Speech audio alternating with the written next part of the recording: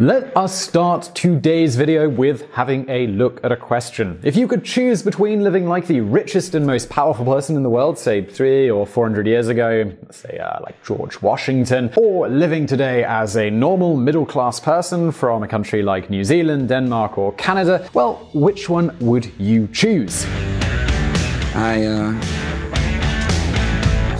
Well, many of you watching right now might be tempted to choose all of that power and influence, right? Well, if you chose that option, my dear friends, I don't think you have thought it through quite enough. Okay, allow me to explain. Choosing one of those historical super fortunes would involve giving up basic things like AC, internet, mobile phones, movies, pizza, and, well, a whole other number of things that are indispensable in our lives today, like pizza. No? No. And of course, then there's the fact that you'd have to deal with a much shorter life expectancy. For example, let's take a look at the description that economist Xavier Sala made of Mansa Musa I of Mali's life, who at current prices would be considered the richest person of all time.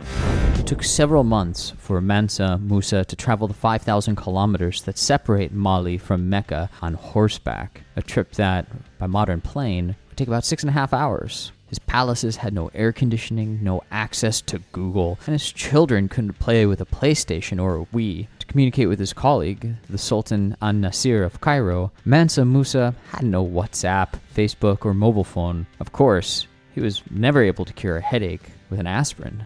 And I don't think that 100 years ago things were really much better. At that time, John Rockefeller, the well-known oil magnate, couldn't even watch television, listen to the radio, or use antibiotics. All of these luxuries, they simply did not exist. Yes, that is absolutely right. If it is me making the decision, I know what I would choose. I would absolutely choose a current middle-class life.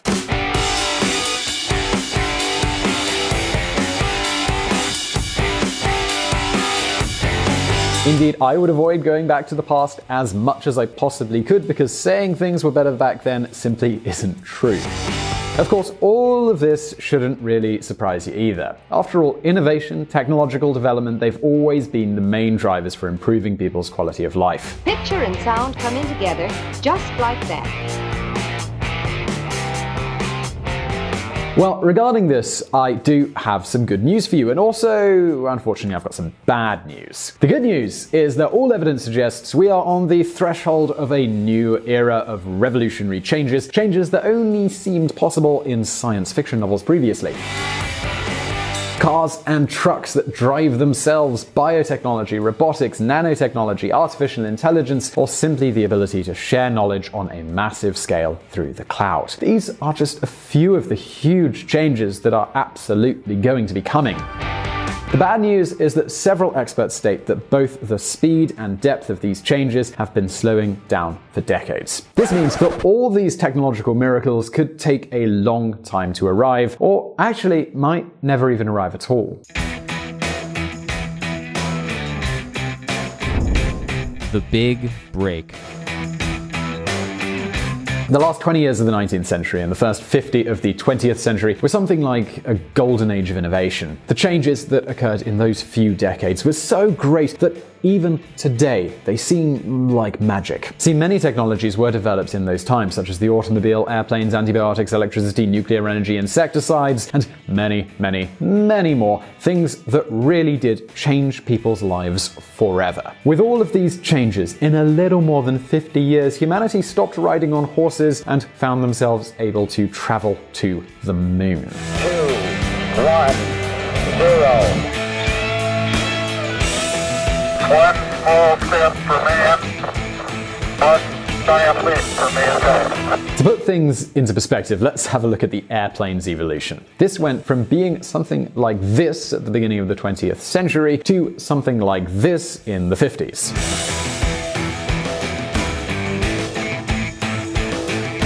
Or let's take a look at how cars changed. This is how they were at first, and then this is how they were in the 1950s. Chevrolet Bel Air Sport Coupe. The Pontiac Star Chief Custom Catalina.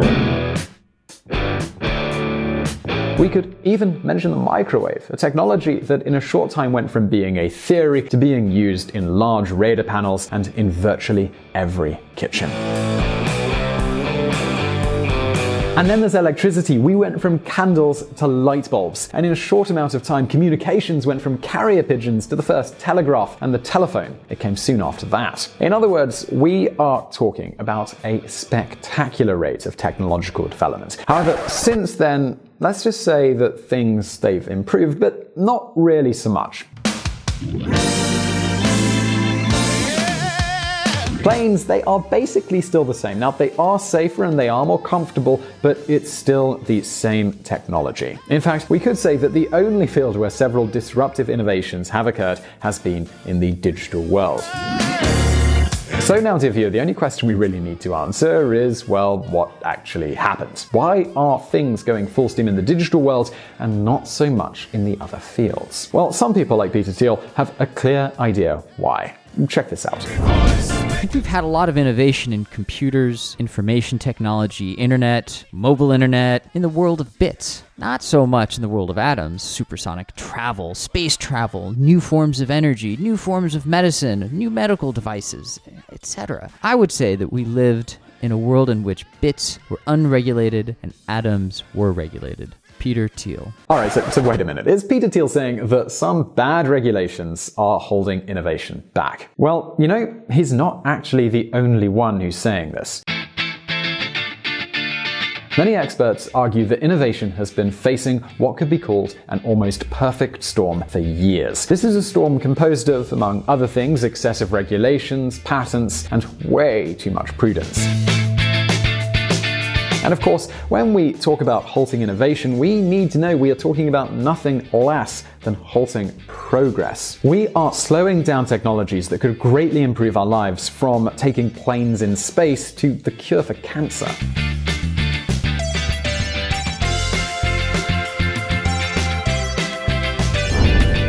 Paralyzed by fear?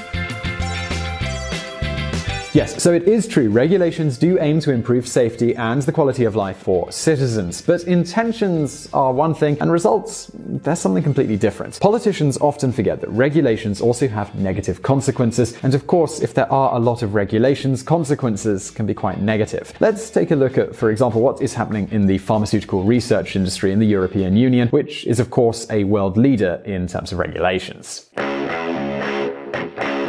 We all know how important medical and pharmaceutical research is and how it can improve our lives. Well, these huge regulations cause the development of new medicine to take more than 10 years. And we're not only talking about the time it takes for laboratories to comply with all the regulations here. Even after they finally obtain authorization from the European Medicines Agency, they still have to wait one more year to launch their product into the market simply because of bureaucracy.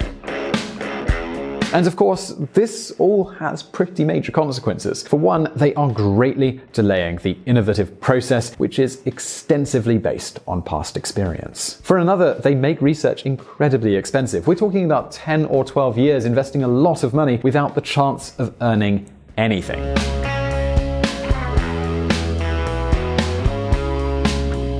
Now, of course, prudence and ensuring safety is absolutely important, but 10 to 12 years because of excessive bureaucracy, I mean, maybe they're playing it a bit too safe here. And then there's another detail that we absolutely cannot forget here, the monopolization that in some way all these regulations create for big pharmaceutical multinationals. Yes, indeed, you heard that right. Those who benefit the most from this hyper-regulation are precisely the large pharmaceutical companies themselves. Of course, if small laboratories can't cope with all these costs and the market is changing less because there's less innovation, the large companies have a secure, large, and stable business. And the pharmaceutical industry, this is just one example. Let me reiterate here because I don't want to be mistaken. Regulations are absolutely important, but we need to be very careful about hyper-regulation. Because when we pile on too many demands, we increase prices and we halt the progress that improves people's lives the most, which is, of course, innovation. Who gets to write the regulations? The bureaucrats write the regulations, but who writes the laws? The lobbyists have control. So the lobbyist from the drug industry has control of writing the regulations.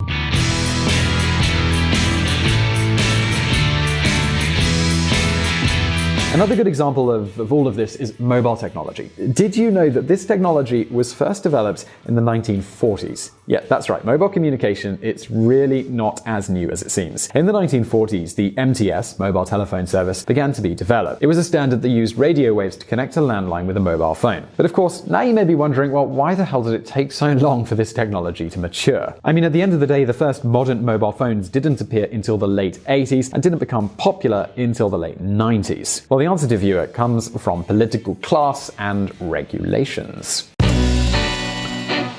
If we are to ignore the cost of regulations, if we are to ignore the relationship between regulations and job loss, there is basically no limit to the fervor and ferocity that will be unleashed by bureaucrats whose perpetual mandate is to regulate. See, the US Federal Communications Commission manages by law and grants licenses to the so-called radio spectrum. This is how electromagnetic radio frequencies are transmitted, that is, the signals that allow for telecommunications. Well, when companies were investing in developing mobile technology back in the 1950s, the Federal Communications Commission, which is, after all, a political body, decided that all mobile phone technology wasn't very important and that the radio spectrum had to be used to boost another nascent technology, television. The idea here that television was indeed much more useful. Suddenly, a fantastic horizon had opened up for the TV industry. Now, this is something that today we can debate, but the fact is that a large part of the spectrum was assigned to televisions, much more than was actually needed. That means that both technologies could have been developed at the same time, but the regulator simply did not see a future in mobile communications. And that's not it. In 1973, Motorola Vice President Marty Cooper, who is considered the father of mobile phones, made the first call with one of these devices that we all use today. Yes, you did not mishear that date. The first mobile phone call actually happened way back in the 1970s. But once again, the regulator intervened and decided that competition wasn't possible in mobile telephones and assigned the entire monopoly to AT&T. Yes, I think we can say that politicians and regulators didn't hit the mark at all and ended up delaying the development of mobile communications by more than 40 years. Alright, so that was the case in the United States, but in Europe, they were also going down a similar path. And if we think about it, it's actually quite normal because research and innovation are for scientists and entrepreneurs and not for politicians. In fact, this is the problem that many public R&D programs face who cannot work because their work is determined by politicians and by bureaucrats. At VisualPolitik, we've already discussed how governments can play a prominent role in research, development and investing, but need to do so while being aware of their limitations. This is actually what has happened in Israel, as we saw with the Yosma program, which gave leadership to investors, entrepreneurs, and scientists who worked in a competitive market. If this isn't done, programs and public aid can actually be really counterproductive. They can raise the costs of R&D&I, hinder startups' progress, and ultimately halt technological development and innovation, which are the best ways, as we've mentioned, to improve everyone's quality of life. Alright, well, having said all of that, now it's your turn. Which countries do you think are going to lead the future of the technological race? Please leave your answers in the comments below, as well as in this survey, and I really do hope you enjoyed this video. Please do hit that like button if you did, and do not forget to subscribe to our channel for brand new videos every Monday and Thursday. Also, don't forget to check out our friends at the Reconsider Media podcast. They provided the vocals in this episode that are not mine. And as always, thanks for watching. 2, 1. 0. 1 small step for man, 1 giant leap for mankind.